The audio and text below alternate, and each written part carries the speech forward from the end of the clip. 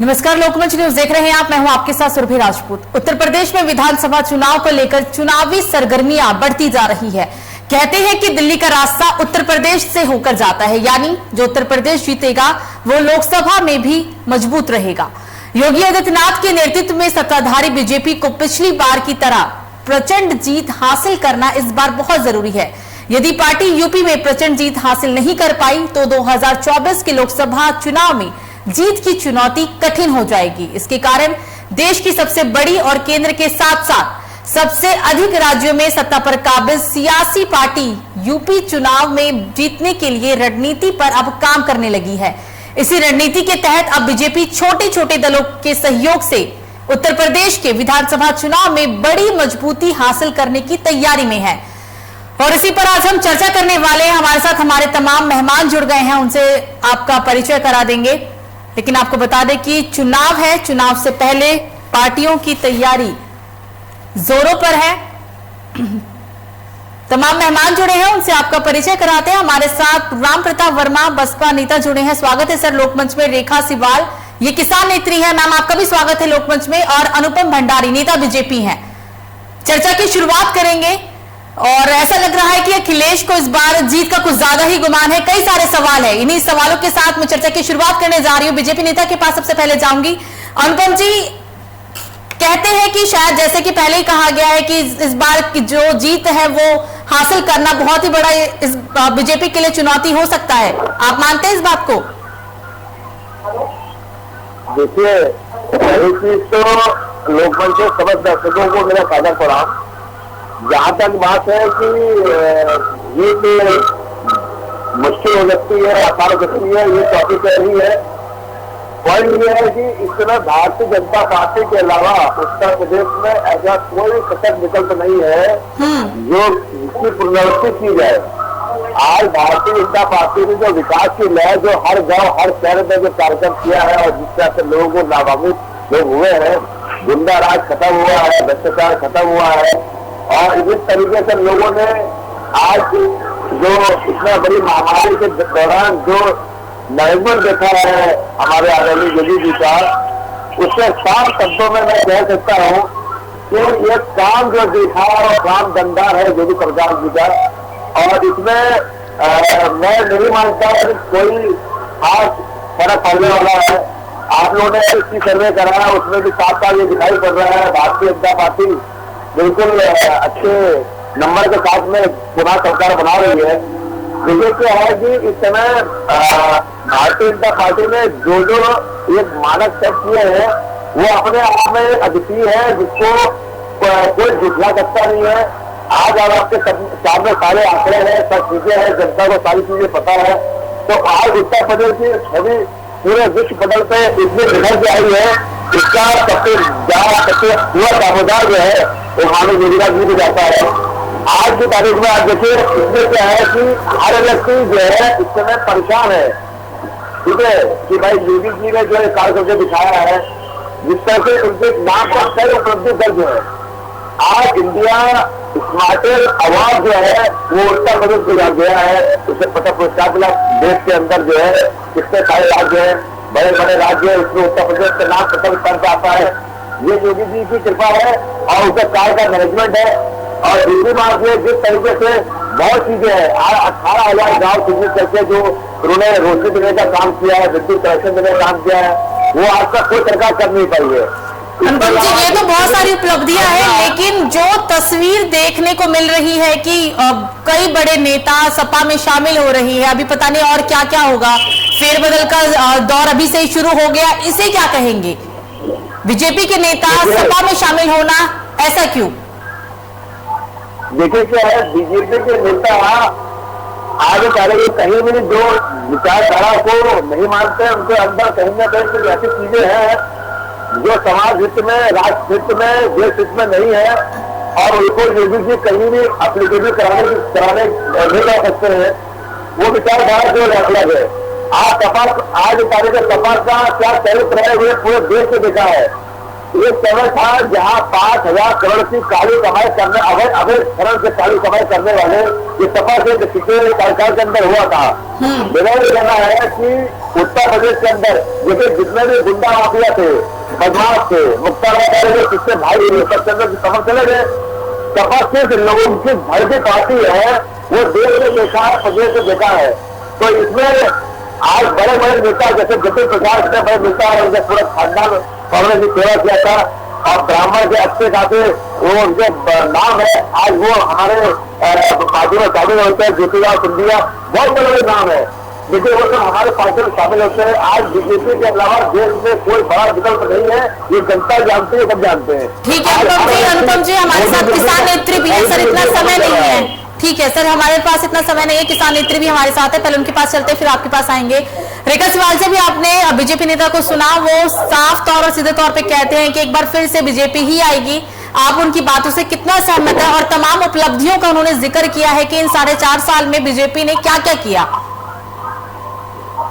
हम इनकी बातों से संतुष्ट नहीं है, क्योंकि जब देखिए नोटबंदी हुई थी, कितने सवाल हुए थे, सबने कितने गरीब लोग मारे गए थे, कितने युवा हमारे बेरोजगार हुए हैं। आप ये देखिए कहाँ ये कहते हैं कि बीजेपी वालों ने काम किया, क्या काम किया हमें नहीं लगता। अब की बार जो आए हम देखते हैं गाँव में आके ये कितने लोग हमारे गांव में आएंगे और कितने पश्चिमी उत्तर प्रदेश में बीजेपी को हम लोग उखाड़ के फेंक देंगे। 2022 के अंदर हम इनकी सरकार आने नहीं देंगे। पश्चिमी उत्तर प्रदेश में पूरे जोर शोर से हम लोग लगे हुए हैं, हम इनकी सरकार में आने देंगे, किसी को भी गाँव में घुसने नहीं देंगे। और इन्होंने देखा भी होगा जब इनके जिला पंचायत के चुनाव हुए थे, जब भी हम लोगों ने इनके पूरे विरोध किए थे, लेकिन इन्होंने एक अपनी तानाशाही बीजेपी में तानाशाही की वजह से केवल जिला पंचायत सदस्य बना पाई।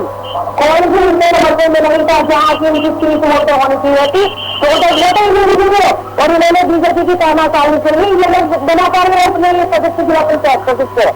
हम लोग इनसे बिल्कुल भी संतुष्ट नहीं है। किसान लोगों को इन्होंने इतना बुरा हाल किया हुआ है, ये एमएसपी से कानून बनाए। हम तो किसानों के बारे में बात करें, हम सरकार के बारे में बात करने नहीं आए। सरकार किसकी बनेगी किसकी नहीं टाइम बताएगा। हम एमएसपी की बात करेंगे, हमारी एमएसपी की गारंटी कानून बने और 3 कानून जो है इनको रद्द करें। लेकिन रेखा जी जिस वक्त ये आंदोलन शुरू हुआ था उस वक्त आप लोग सिर्फ एमएसपी की ही बात करते थे, अभी आपने शुरुआत भी इसी से किया, लेकिन जैसे जैसे समय बीतता गया आप तीनों कानून को रद्द करना क्यों? हठधर्मिता तो दोनों तरफ से ही है। ऐसा नहीं है, सुनो हमारे जो कृषि मंत्री जी है बात करने के लिए आते हैं, कभी भी ऐसा किसी भी सरकार के अंदर नहीं होगा कि किसी भी सरकार के अंदर जायज की वार्ता हुई है। ठीक है, अब हमारे जो कृषि मंत्री जी है उन्हें जमीन पर लक्ष्य दिया जाता है, उन्हें जरूरत के अकॉर्डिंग बोलने दिया जाता है, उनको बोलने की जरूरत नहीं होती है। मंत्री नाम का पद है, ना कि उनको दिया जाता। मंत्री नाम का पद है केवल इनके पास और इनको अथॉरिटी नहीं है जितनी जरूरत होती है, जितने पीछे से सिखा के देखते हैं केवल मंत्री जी इतने बोलते हैं। अगर मंत्री जी को खुद अथॉरिटी दे दिया जाए बोलने के लिए तो ये जो हमारे 3 कृषि कानून है और जो एमएसपी के कानून है 2 दिन में ही ठीक हो जाएगा सारा सिस्टम। आपके इस सवाल का जवाब अनुपम जी से लेंगे, लेकिन एक और मेहमान है, पहले उनके पास चलेंगे। राम प्रताप वर्मा जी, बीजेपी नेता कहते हैं कि एक बार फिर से बीजेपी ही आएगी सत्ता में और सपा की तैयारी भी हम देख रहे हैं, सीधी टक्कर कह रही है, कहा देखा जा रहा है कि सीधी टक्कर इस बार बीजेपी और सपा में, लेकिन बसपा कहाँ है इस बार सर? जैसे गांव में कहावत है कि जाके पाँव न फटे दिवाई ऊपर जाने भीड़ पर आई। ये भारतीय जनता पार्टी के नेता कह रहे हैं कि विकास हुआ है, विकास हुआ है। जो पेट्रोल 7 रुपया लीटर था 2014 पहले, आज वो 107 रुपया हो गया। जो डीजल 55 रुपया था आज वो 97 हो गया। जो गैस सिलेंडर 400 का था आज वो 1050 में मिल रहा है। जो गरीब मजदूर किसान नौजवान परदेश मजदूरी मेहनत करने जाते थे ट्रेन से, आज बस वाले 3-3 हजार किराया ले रहे हैं, उनको टिकट नहीं मिल पा रहा है। आज किसान की हालत देख लीजिए कि किसान जो 50 किलो खाद पाता था आज वो 45 किलो पा रहा है। जो ड्राई यूरिया 700 रुपए मिलता था आज वो 1400 में मिल रहा है। इनका काम है सिर्फ नाम बदलना। जैसे आज देख लीजिए 7 साल पहले प्लाटिना मोटरसाइकिल 32,000 33,000 की थी, आज इसका नाम S5 S4 S7 करके 62,000 का मिल रहा है। तो ये खाली नाम बदल के काम कर रहे हैं, विकास कुछ नहीं हुआ है। किसान, मजदूर, नौजवान परेशान है। इस कोरोना काल में आदमी के पास खाने के लिए व्यवस्था नहीं रह गई है। कह रहे विकास, हमारे बलरामपुर में तो कोई विकास नहीं हुआ है। बलरामपुर जिला, हमारे बलरामपुर जिला में हमारे यहाँ से स्वर्गीय अटल बिहारी वाजपेयी जी,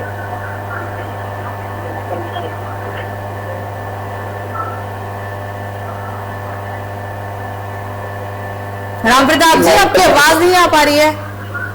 जी सुरमी जी, हम ये कह रहे थे कि हमारे बलरामपुर जिले से स्वर्गीय अटल बिहारी वाजपेयी जी यहाँ से सांसद बन के गए थे, प्रधानमंत्री बने थे। नानाजी देशमुख जी सांसद बन के गए। लेकिन आज भी हमारा बलरामपुर पिछड़ा है।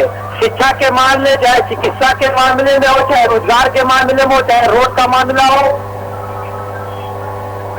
कहाँ विकास हुआ है? ठीक है, ठीक है, सारे सवाल का जवाब ले लेते हैं।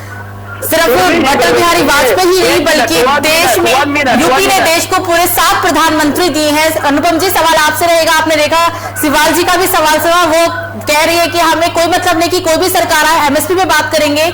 आपने तमाम उपलब्धियों का यहाँ पे जिक्र किया है, लेकिन वो सारी उपलब्धियां बेकार है क्योंकि राम प्रताप जी कहते हैं कि कहीं कोई विकास नहीं हुआ। 2 सवाल है आपके पास, उपलब्धियां छोड़े, इन सवालों का जवाब। देखिए, पहले चीज तो हमारे बहन को बात कर रही थी कि नोटबंदी से बहुत नुकसान हो गया। ठीक है, मैं आपसे कोई इतना आंकड़ा, देखिए बात जो है देश की है, अर्थव्यवस्था की है, तो उसमें जो है आंकड़े जो अगर हो तो बात करेगा, गलत करेगा। बीबीसी न्यूज में साफ तौर पर लिखा हुआ है कि हिंदुस्तान के अंदर जितने भी लोग जो ब्लैक मार्केटिंग करते थे उसमें जो है काफी कमी आई है। और ये हमारा, मैं अपना स्वयं अपनी तरफ से नहीं बोल रहा, बीबीसी की न्यूज अगर आप चैनल में दिखाए तो मैं दिखा देता हूँ। लगभग टोटल 14.3% बढ़ा है, जिससे करेंसी जो आज विदेशों में आज करे सारा कैशलेस काम होता है, वो सारा मोदी जी ने कैसे कर दिया है। तो अभी जो है आप मोबाइल, आप पहले क्या होता था, मोबाइल पैसे रखने का आवश्यकता नहीं है, मोबाइल में जाइए, जो शॉपिंग करना करके चली जाइए। 14.3% की बढ़ोतरी आई है। और कई से जितने भी जो है ये हम नहीं बोलते, बीबीसी बोलता है। कौन जीता कौन हारा ये वक्त बताएगा। लेकिन एमएसपी पे वो बात करना चाह रही है, आपसे एमएसपी पे जवाब चाहती है सर। एमएसपी पे उन्हें बात करना है आपसे, जीतने हारने पे बात नहीं करना। जहाँ तक बात है एमएसपी पे, मेरा कहना है आपकी बहनों से, आज जो किसान जिस तरीके से उनको हित में कानून लेके आया गया है, आज किसान स्वतंत्र है। आप अपना जो भी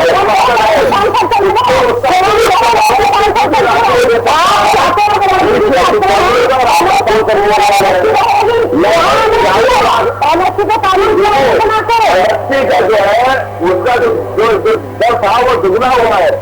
मैं बता रहा हूँ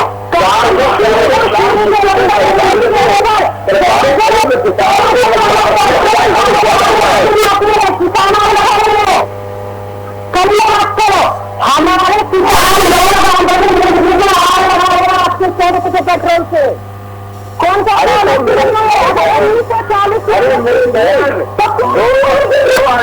2,399 लाख मीट्रिक टन खासकर का उत्पादन ये हमारे किसान भाई ने किया है। एमएसपी का रेट दुगना हुआ है, बिचौले खत्म कर दिए गए हैं। आज आपको समझने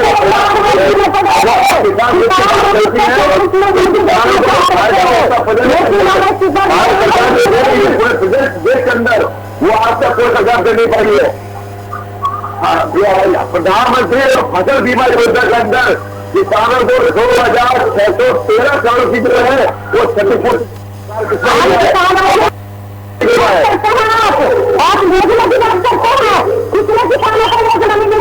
मैं अपने गांव समाज की बात करती हूँ। केवल 20 से 25% लोगों के खाते में पैसे आते हैं, किसी के खाते में नहीं आता। 30,000 करोड़ किसानों को अभी माफ किया गया है।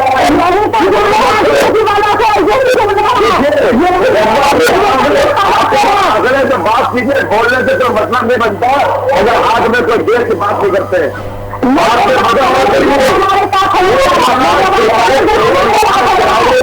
1,00,000 करोड़ का गन्ना का भुगतान 4 कितना चीनी जिसमें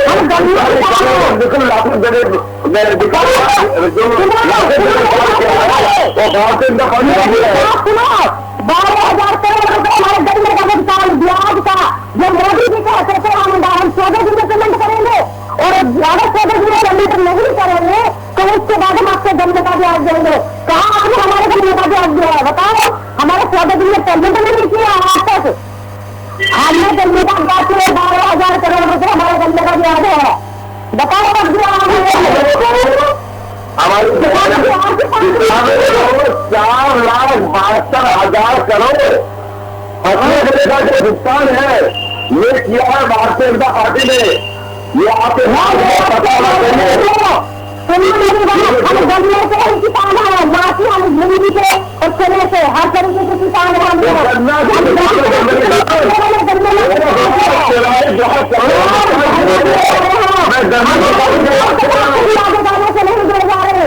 हम लोग फॉर्म जो चीनी का उत्पादन हमारे प्रदेश के गन्ना किसान भाइयों ने किया हुआ है, उनका भुगतान किया गया है 1,43,00,000 करोड़ रुपए। 1,40,40,00,000 का भुगतान किया गया है गन्ना की बात कर रहा हूँ आपसे।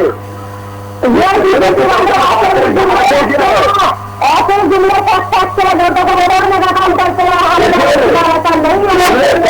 कार्य जो करता है वो आज की तारीख में सत्ता नहीं है। 15 लाख देने घोटालों को प्रदेश की जनता ने अच्छे से देखा है। प्रदेश की जनता है बीजेपी के दलाल है, बीजेपी के लोग हैं, ना कि वो हमारे लोग है। किसान लोग कोई नहीं कह सकता। दंडाई बड़े परेशान है। मेरे कहा पानी है आधे बड़ा परेशान लग रही है मुझको। मोदी जी ने सरकारी प्रसाद नहीं है।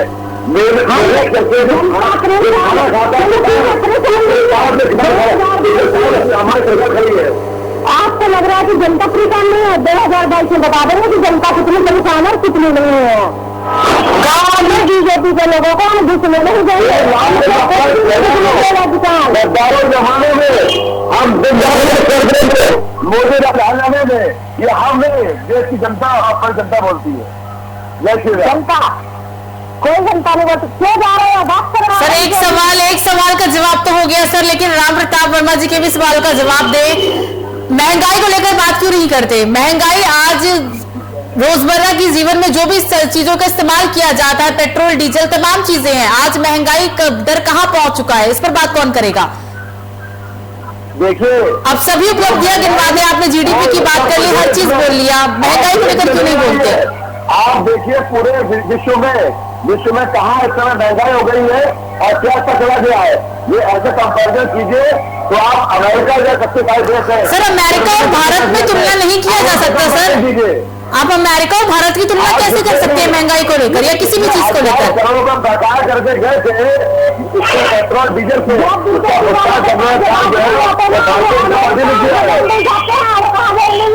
अमेरिका और दुबई की बात करते हैं यहाँ पर आकर फिर जब इनके पास को जवाब। अगर सभी उपलब्धियों का श्रेय भारतीय जनता पार्टी को जाता है सर, तो महंगाई का श्रेय भी लेना चाहिए फिर तो।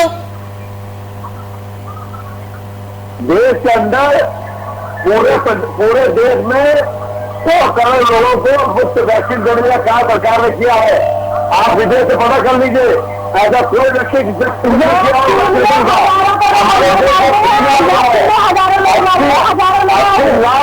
80 लाख लोगों को जो है चलिए ठीक है, आने वाला समय बताएगा सर कि क्या होगा, सत्ता पर काबिज रहेगी बीजेपी या फिर कोई और पार्टी को मौका देती है जनता। ये सब फैसले जनता ही करेगी आने वाले समय में। आप तीनों मेहमान हमारे साथ जुड़े, इसके लिए आप तीनों का बहुत बहुत शुक्रिया। हमारे साथ राम प्रताप वर्मा जुड़े थे, बसपा नेता, रेखा सिवाल जी जुड़ी थी, ये किसान नेत्री है, और भंडारी बीजेपी नेता थे। हम बात कर रहे थे 2022 में होने वाले चुनाव को लेकर, क्योंकि चुनाव होने में अब सिर्फ कुछ ही समय बचा है, लेकिन इन सबके बीच लगातार सभी पार्टियों की तैयारी जोर पर आप देख रहे हैं। सारी पार्टियां वचन बहुमत के साथ चुनाव जीतने का दम भर रही हैं। पार्टी के दीजिए इजाजत, न्यूज पर खबरों का सिलसिला। ऐसा है। हाँ, भारत